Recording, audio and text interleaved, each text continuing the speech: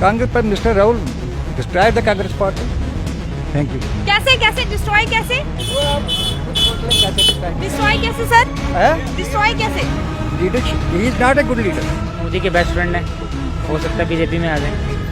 बन रहा था कांग्रेस में, लग तो रहा था कि कुछ ना कुछ होने ही वाला है, क्योंकि जब से 2019 के इलेक्शन आ रहे थे तब से ही लग रहा था कि पार्टी थोड़ी डामाडोल सी चल रही है। कोई विपक्षी पार्टी इस तरीके से उससे सहमत नहीं होती है तो पलायन कर देना जो है वो किसी समस्या का हल नहीं है। मोदी ने नहीं काम किया होगा, उसने गलत रास्ता। नमस्कार, टीवी नेटवर्क में आपका स्वागत है और मैं हूं शिल्पा शर्मा। सुबह से गुलाम नबी आज़ाद साहब जो है वो सुर्खियों पर हैं क्योंकि उन्होंने इस्तीफा दे दिया और आपको हम सुबह से बता रहे हैं कि जिस तरीके से उन्होंने अब कांग्रेस पार्टी को अलविदा कह दिया और उसी के चलते हम इस वक्त परेड में पहुंचे। आम जनता से उनका रिव्यू पूछेंगे कि वो किस तरीके से, उनका रिएक्शन क्या है, वो इस डिसीजन को किस तरीके से लेते हैं, क्या उन्हें लगता है कि ये डिसीजन जो है वो सही है या फिर क्या लगता है उन्हें कि ये डिसीजन जो है वो गलत है। उनसे आम जनता से पूछेंगे, लेकिन उससे पहले मैं आपको बताती चलूं कि जिस तरीके से आज़ाद साहब ने इस्तीफा दे दिया, कांग्रेस पार्टी को अलविदा कह दिया, उसी के चलते 5 नेता जो है, 5 लीडर से जो है वो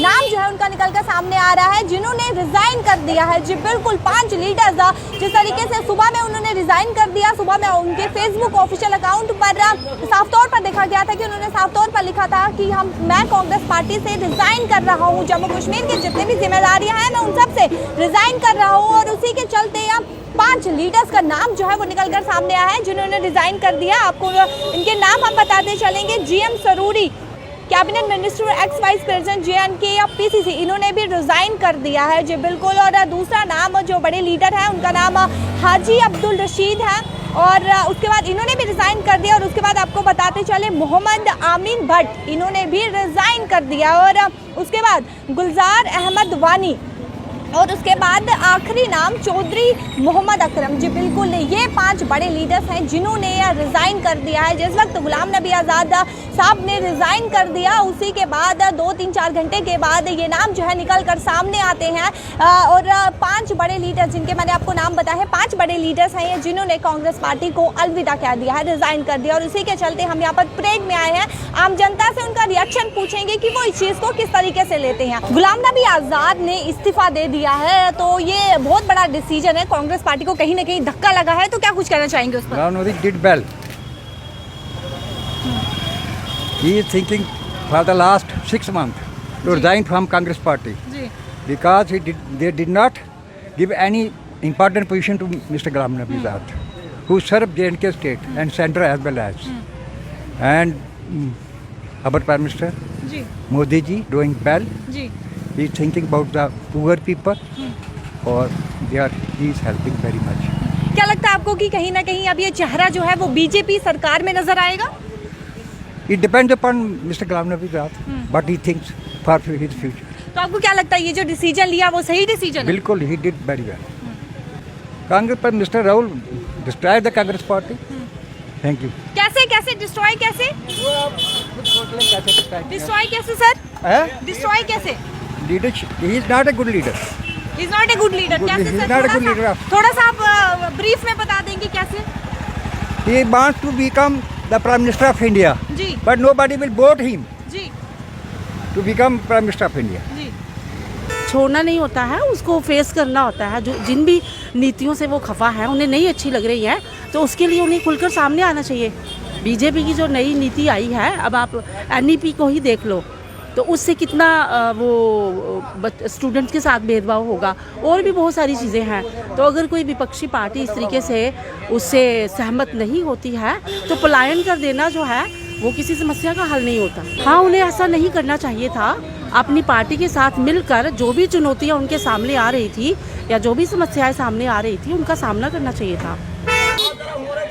पॉलिटिशियन का कोई दिनमान नहीं है, वो उनका कोई दिनमान होता ही नहीं। उसने लिया नहीं लिया, that depends on Ghulam Nabi Azad. बस वो मैंने बोला ना, वो आम आदमी पार्टी में जा सकता नहीं जाएगा, ये वो रहेगा तो कोई लोकल स्टेट की पार्टी हुई उसमें आएगा, NC में आ सकता है। बस देखो बेटा, सपोज आप हो, मेरे से बहुत छोटी है, आप आपसे अपने से बड़ों की रिस्पेक्ट नहीं करोगे तो वहाँ रहने का क्या फ़ायदा। Suppose if we are working somewhere in office, ठीक है जी, नहीं, जी। तो वहाँ तो कांग्रेस की तो अब वो स्कैटर्ड हो गई है ना वो, तो उसकी इज्जत नहीं होती थी, उसने ठीक डिसीजन लिया, ठीक लिया। तो कहीं ना कहीं डिसीजन जो है वो ठीक है। हाँ, मैंने कहा ना कि वो जो ये पॉलिटिकल आदमी जो होते हैं, जो डिसीजन लेते हैं, सब ठीक होता है। बट बीइंग सीनियर लीडर, ठीक है नहीं, सीनियर लीडर ले लो, ये सीनियर आदमी है उस लिहाज से। वो उसने कहा ना कि मेरी वहाँ पार्टी में कोई से नहीं थी, है ना, जी। That's why I am living this party. Ma'am Congress की हालत तो वैसे ही ख़राब है, अच्छा किया कर दी है रिज़ाइन, जम्मू में आके कोई नई पार्टी बनाए, जम्मू के लोगों के लिए काम करें, कुछ और क्या बस। क्यों ऐसा क्यों कहा आपने कि कांग्रेस पार्टी के हालात जो है वो खराब है? मैम कर ही नहीं रहे कुछ, वो अपोजिशन का रोल उनको अपनाना चाहिए, वो है ही नहीं उनके पास, कोई लीडर ही नहीं है, एक ही परिवार के लोग पार्टी चला रहे हैं, किसी नए बंदे को मौका नहीं दे रहे, वो तो क्या करेंगे। तो आपको क्या लगता है ये सही डिसीजन है? हाँ अच्छा है। बहुत सारे लीडर्स का, कांग्रेस पार्टी के लीडर्स का कहना है कि पार्टी को जरूरत थी उनकी और उन्होंने आन वक्त पर ही मुंह मोड़ दिया। तो थी मैम ज़रूरत, उनकी कोई सुन ही नहीं रहा, तो ज़रूरत क्या करेंगे क्या वो, जहाँ पे उनकी कोई सुनेगा वहाँ पे जाएं, अच्छे से काम करें देश के लिए। और हिसाब का माहौल बन रहा था कांग्रेस में, लग तो रहा था कि कुछ ना कुछ होने ही वाला, क्योंकि जब से 2019 के इलेक्शन आ रहे थे तब से ही लग रहा था कि पार्टी थोड़ी डामाडोल सी चल रही है, क्योंकि इतनी कम सीटें आई थी, तो इनको स्टेटस भी नहीं मिला था उसमें लोकसभा में, तो लग रहा था कि हाँ कुछ ना कुछ होने ही वाला है। और गुलाम नबी आज़ाद पहले ही काफ़ी मतलब दुखी थे, वो कह रहे थे कि नहीं सही नहीं हो रहा पार्टी में, तो हाँ बिल्कुल लग रहा था ये होने ही वाला और हो गया। बिल्कुल सही डिसीजन है, अगर इतने सीनियर लीडर को भी इज्जत नहीं मिल रही पार्टी में तो फिर क्या फ़ायदा। तो मेरे को नहीं लगता कि उनको आना चाहिए था पार्टी में, और बिल्कुल सही डिसीजन। जो इस पर करता है अच्छा ही करता है, उसकी अपनी सोच है, उसका अपना दिमाग है, उसने जो किया है क्यों किया है ये वही जानता है, मैं नहीं जानता हूँ। लेकिन जब कोई बुरा करता है उसको इस पर ऐसे घुमाता है कि उसका दिमाग ही काम नहीं करता उस टाइम, उसको नहीं पता लगता मैं बुरे ख्यालात में जा रहा हूँ या अच्छे ख्यालात में जा रहा हूँ। आजाद साहब का चेहरा जो है वो कहाँ पर नजर आएगा, कौन सी पार्टी में? अब क्या लगता है आपको कौन सी पार्टी में वो चेहरा जो है नजर आएगा? मैं मोदी के बेस्ट फ्रेंड है, हो सकता है बीजेपी में आ जाएं।